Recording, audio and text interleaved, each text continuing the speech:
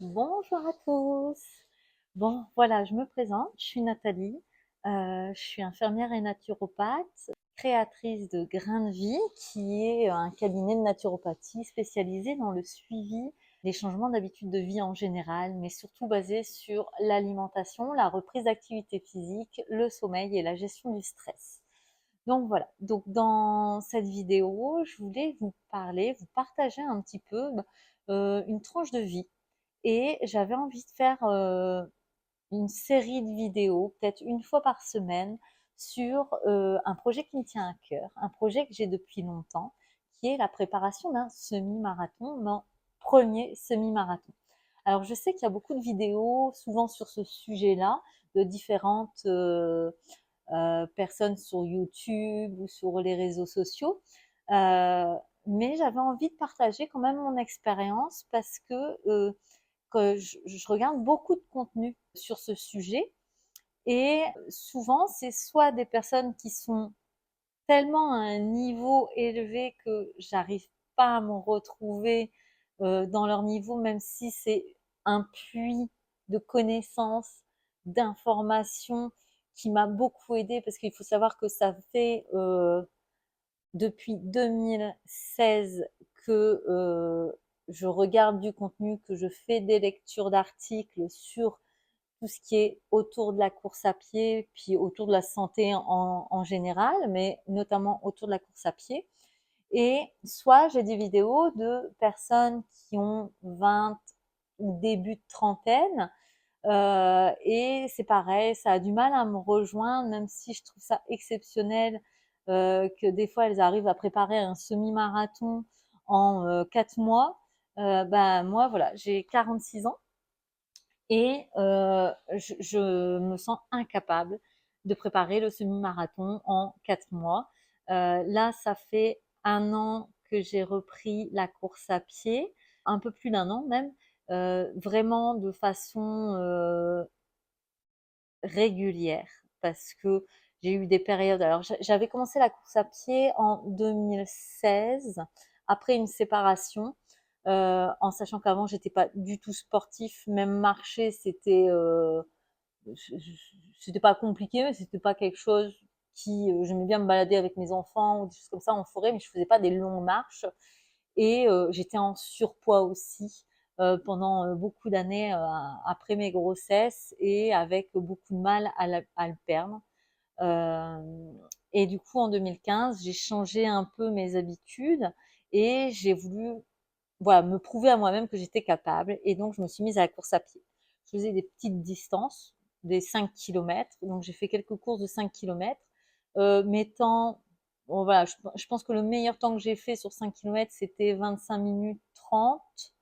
Et sur 10 kilomètres, c'était un tout petit peu moins d'une heure, mais franchement, ça frôlait les 1 heure. Et je l'ai peut-être fait une fois ou deux parce que c'était vraiment pas ma distance. 10 kilomètres, c'était déjà un petit peu long pour moi, je trouvais. Donc après, bah, la vie a fait que j'ai déménagé au Québec il y a 6 ans. J'ai été prise par la vie. J'ai eu des problèmes au niveau de la course à pied quand je courais, notamment des maux de tête. Donc j'ai arrêté. J'ai essayé pendant ces 6 ans plusieurs fois de reprendre, mais j'ai vite arrêté parce que bah, je me suis blessée ou les maux de tête étaient vraiment intenses. Et puis il y a un an et demi, je me suis dit non mais j'ai envie de courir et je vois pas pourquoi j'y arriverai pas. Mais je vais le faire de façon le plus sécuritaire possible, donc vraiment reprendre vraiment doucement, en alternant marche-course, en y allant en écoutant mon corps, mais en y allant 3 fois par semaine. Donc quelle que soit la séance que je faisais, même si c'était que 2 kilomètres, bah, j'y allais. Et ça c'est important, c'est la régularité, et ça m'a permis de euh, me mettre un peu une discipline, même si j'aime pas trop ce terme-là parce que ça, on dirait qu'on est obligé, mais en fait j'ai passé un contrat avec moi-même d'améliorer ma santé pour bien vieillir et de l'améliorer comme j'avais envie de l'améliorer. Ça veut dire que là c'est la course à pied, mais si j'avais aimé la natation, ça aurait pu être la natation. Si j'avais aimé la marche rapide, vraiment, ça aurait été la marche rapide. Donc c'est pas forcément la course à pied. C'est parce que moi c'est l'activité qui me donnait envie et qui me parlait. Et même si c'est difficile, bah, c'est un challenge que j'avais envie de relever. Et c'est surtout que quand je courais, quand j'habitais en France, dans mon village, qui s'appelle Falampin, ils font chaque année un semi-marathon au mois de juin et qui passait juste devant chez moi. Et depuis que je cours, j'ai toujours eu envie de le faire. J'ai trouvé toujours cette distance un peu inaccessible. Donc, je me suis mis ce challenge-là il y a un an en me disant, voilà, je veux le faire. Puis malheureusement, ben, j'ai couru 3 fois par semaine et les maux de tête sont revenus. Donc là, j'ai fait des examens. Donc, on a écarté quand même pas mal de choses qui me faisaient un petit peu peur, notamment au niveau d'une tumeur que j'avais. Donc, c'est pas ça. Je suis très contente. Au niveau vasculaire, j'avais un petit peu peur, voilà, que ce soit vraiment, voilà, avec un risque d'AVC ou des choses comme ça. C'est des choses qui me faisaient un petit peu peur par rapport aux symptômes que j'avais. Et puis voilà, l'examen que j'ai fait a déterminé que bah, c'était pas la tumeur, que c'était pas niveau vasculaire, tout était correct à l'intérieur. Donc ça, je suis contente par rapport à ça. Par contre, la source exacte n'est pas vraiment trouvée. D'après le médecin, ce serait des migraines d'effort. C'est possible, j'en avais jamais eu avant. Pourtant, j'ai couru 2016 jusqu'à 2018-19. J'ai quand même couru de façon intense avec des fractionnés quand même où je poussais bien et j'ai jamais eu mal à la tête. C'est vraiment apparu à partir de 2020 où ça a commencé vraiment à être très régulier dès que je fais un effort un peu plus intense au niveau de la course. Donc bon, bah je fais avec et je vais adapter ma course par rapport à ce problème-là. Parce que je pense que c'est important de courir quand même, parce qu'on pourrait se dire, bah si t'as mal à la tête, arrête de courir, mais j'ai pas envie. J'ai envie de courir, j'ai envie de... Et je sais maintenant que c'est pas un risque d'AVC, donc je peux me permettre. C'est juste que bah il faut que j'adapte les séances et que j'écoute vraiment mon corps. Alors maintenant, je sais reconnaître quand je pousse trop et que je vais avoir mal à la tête si je fais. J'ai encore mal à la tête parfois après les séances parce que bah, je pousse, mais au moins quand je le fais, je sais que je vais avoir mal. Donc après, bah, c'est tout. Hein. Après, je fais ce qu'il faut pour bah, diminuer la douleur et puis essayer qu'elle passe le plus rapidement. Mais bon, généralement, ça dure une journée. Et puis voilà, donc je le fais pour mon plaisir. Donc je prépare ce plan. J'ai décidé de le faire même si j'en ai déjà fait un au mois de juin, de plan d'entraînement semi-marathon. Euh, et j'en refais un là, mais vraiment pour la préparation, vu que là la course elle est là en juin qui arrive. Mais j'ai pris un plan d'entraînement qui me semble en adéquation avec mes objectifs sur une application qui est vraiment sympa, qui a été développée par une personne qui a quand même deux personnes même qui ont vraiment des connaissances solides au niveau de la course à pied et au niveau aussi de ce qu'il y a autour de la course à pied, parce que la course à pied c'est bien, mais l'alimentation, le sommeil et tout ça, l'hydratation c'est important aussi. Donc voilà, j'avais fait des plans d'entraînement sur Garmin Coach, mais je trouvais que le plan semi-marathon que j'ai fait l'année dernière était un petit peu trop intense pour moi, avec des distances de 23 km ou 24 km chaque semaine sur une séance, en comptant pas les séances de fractionnés et les séances d'avant.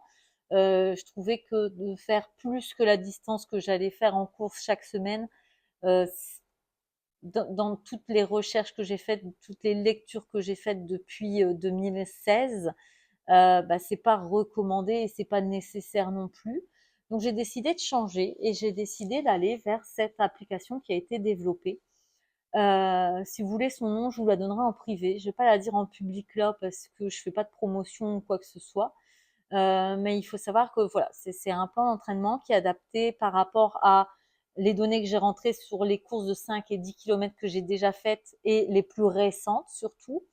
Et donc, au départ, quand je voulais faire cet entraînement, je m'étais fixé de le finir dans le temps qui était imparti par la course elle-même, donc c'est 2h30 maximum. Sauf que bah c'est pas réaliste. Euh, je pourrais en être capable si je me forçais, si j'allais au bout de moi, mais c'est pas mon objectif en fait. Mon objectif c'est de prendre du plaisir. Mon objectif, c'est d'être bien dans mon corps, de faire du bien et de vivre le moment comme j'ai envie de le vivre. Donc, je vais le courir et d'après l'application, ça sera entre 2,45 et 2,50. Je peux espérer peut-être un 2,40, 2,43 si vraiment je suis très très très que je suis le plan à la lettre et je peux gagner quelques minutes. Mais en tout cas, ça sera pas en 2,30 et c'est pas grave. Ça me dérange pas. L'objectif, c'est de finir la distance. Moi, c'était ça mon objectif, sans être blessée, sans avoir de migraine et sans avoir de malaise non plus, parce que j'ai un autre problème quand je fais des grandes distances de vertige, troubles digestifs et tout ça qui sont pas hyper agréables non plus. Donc on va s'entraîner pour ça et on va s'entraîner pour y arriver sans dommage.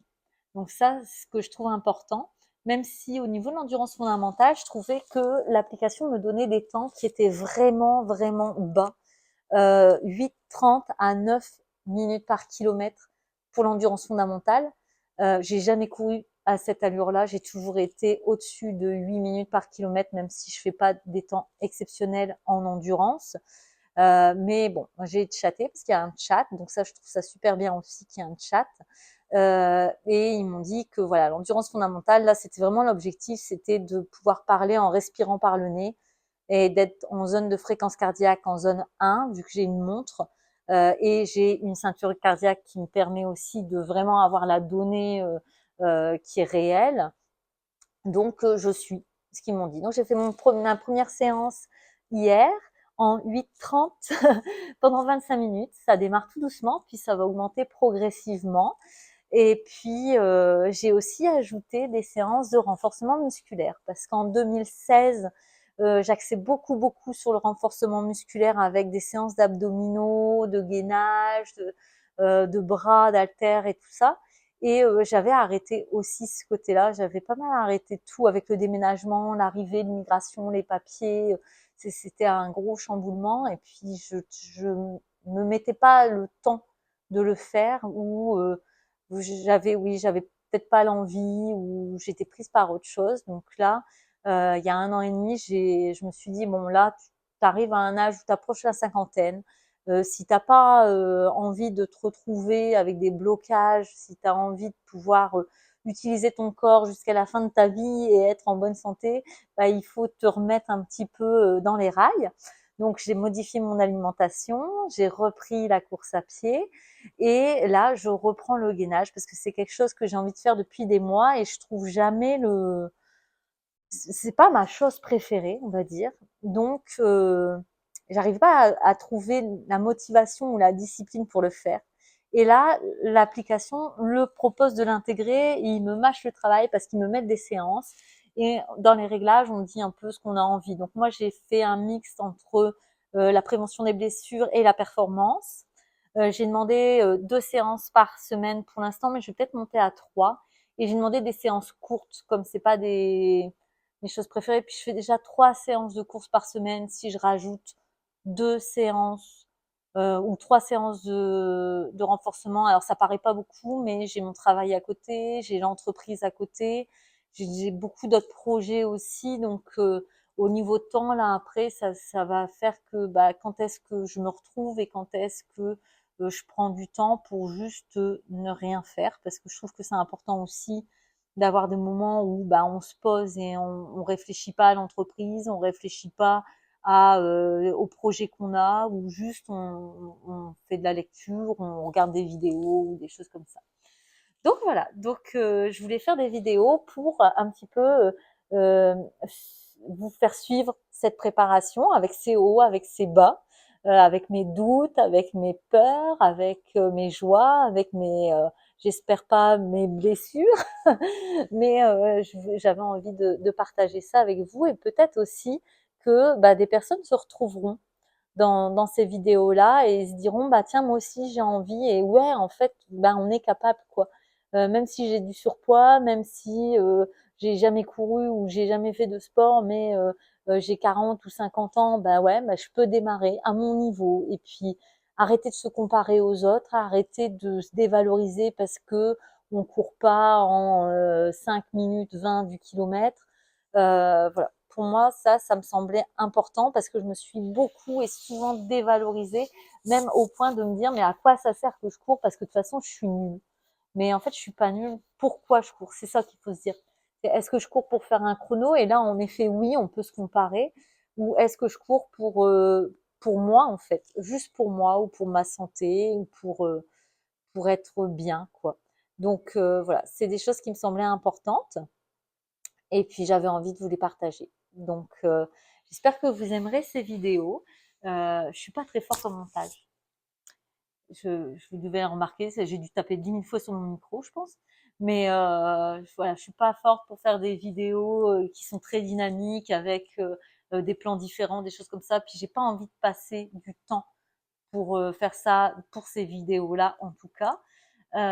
Mais j'ai juste envie de vous partager et puis de se motiver ensemble. N'hésitez pas à me commenter si vous avez envie de commencer, si vous avez envie de changer vos habitudes de l'alimentation ou quoi que ce soit. Ben, on peut se soutenir. Et voilà, on peut s'entraider aussi. Donc, je trouvais ça sympa. Donc, j'espère que ça vous plaira et je vous souhaite une bonne journée et puis restez active.